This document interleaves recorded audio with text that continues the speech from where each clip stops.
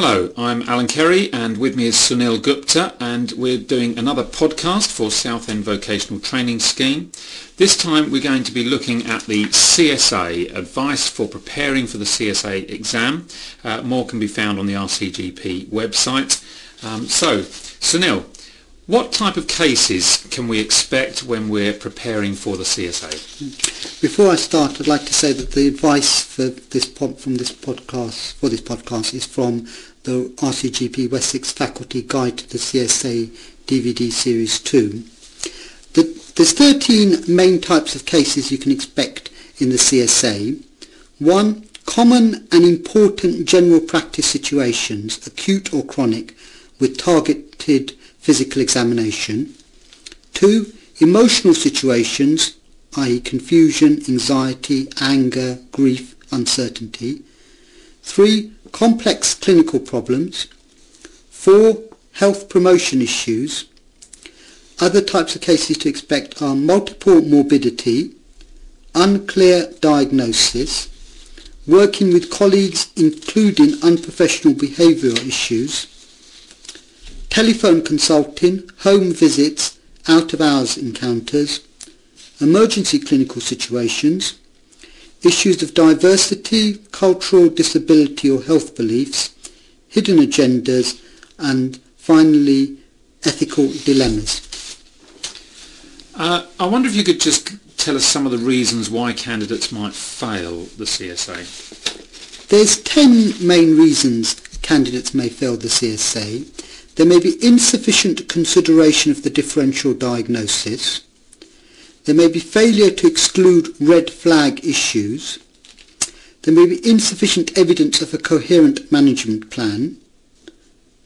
And that's one of the important issues in terms of being able to finish the consultation, because if you don't get to a management, if you haven't got to the stage where the 10 minutes is up, then you haven't been able to demonstrate a coherent management plan. There's an inadequate sharing of a realistic range of management options. Other reasons are poor explanation to patients, little attempt at seeking patient understanding, so concentrating on a very doctor-centred consultation, poor time management, lack of an ability to prioritise, poor understanding of the values a patient brings to the consultation, and poor housekeeping, where problems in one station affect the subsequent performance. So if a candidate feels that they failed the previous consultation, they're still emotionally distressed, and it affects how well they do in the subsequent consultation. There's a lot to keep in mind. Can you give us some top tips then? The first thing I'd say is that you should actively listen to the patient, be curious and follow up relevant points in depth. You should consider your legitimate management options. There's always different ways to manage a situation in general practice. A patient with capacity should be given sufficient information to choose. It's important to remember that each case is marked by a different assessor. Your performance in one case does not influence the next. We can all panic under critical observation, but you must learn to move on and prepare calmly for the next encounter. The assessor who's marking you doesn't know how you've performed in the previous cases, so he's looking at you freshly. The other thing which is very good advice is not to spend all your time on one section of the consultation. You've only got 10 minutes before the consultation ends. The consultation has a beginning, middle and end, and you should aim to get to the end. Structured consultation models are useful but should not be rigidly adhered to.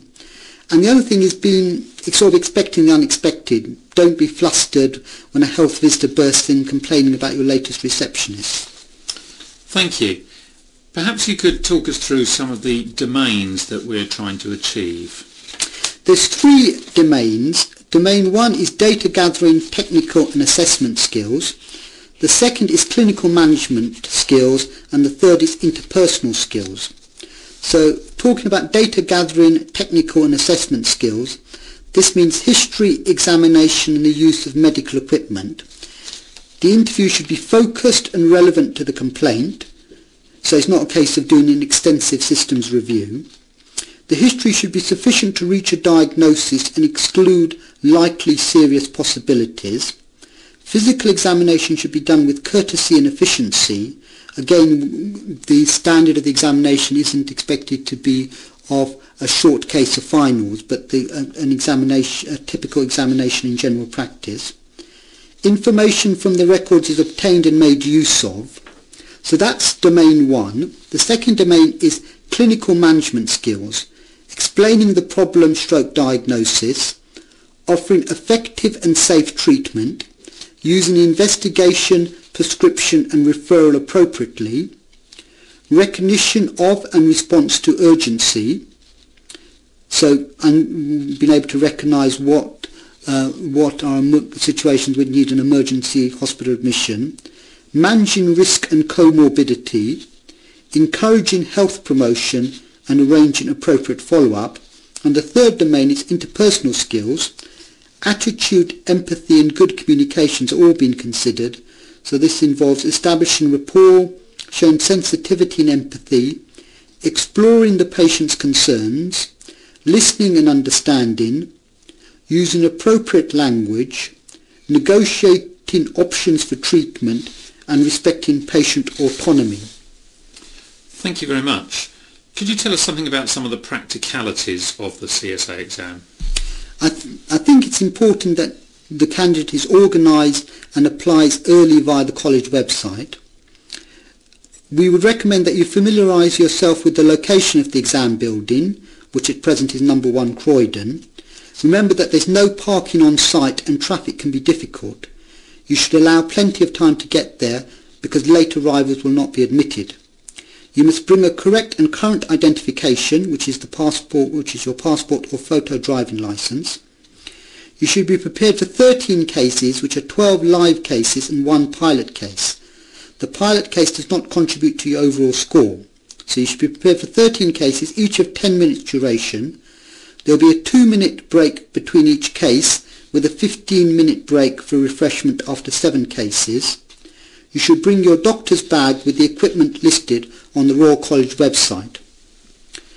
Other practicalities, some consultations will be videoed for the purpose of role player and examiner training. When the bell rings and there's a knock on the door and you go to the door and you let the patient in, the patient comes in followed by an assessor, but there may also be someone behind the assessor who would be an observer.